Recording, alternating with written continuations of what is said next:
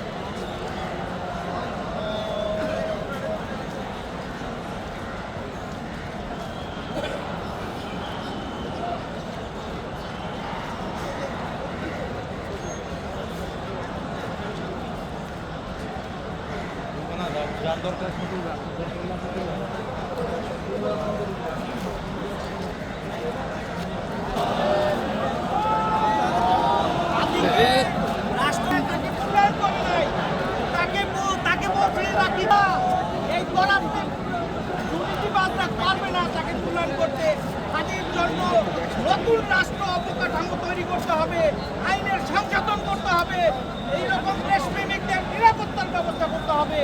আমরা দুর্নীতিবাজ রাজনীতিবিদ চাই না, আমরা বাংলাদেশকে দেশপ্রেমিক রাজনীতিবিদ চাই।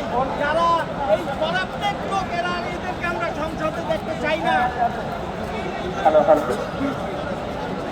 না, আমরা চাই না। অতি দ্রুতই আমাদের প্রধান উপদেষ্টা এবং অন্যান্য উপদেষ্টা তারা মূল্যায়ন করবে যারা একান্ত দেশপ্রেমিক, যাদের কারণে এত বড় একটা পরিবর্তন আসছে দেশের, যাদের কারণে এত বড় একটা শৃঙ্খলা তৈরি হয়েছে, তাদেরকে যেন সম্মান করা হয়, এটা আমার একান্ত দাবি। ধন্যবাদ।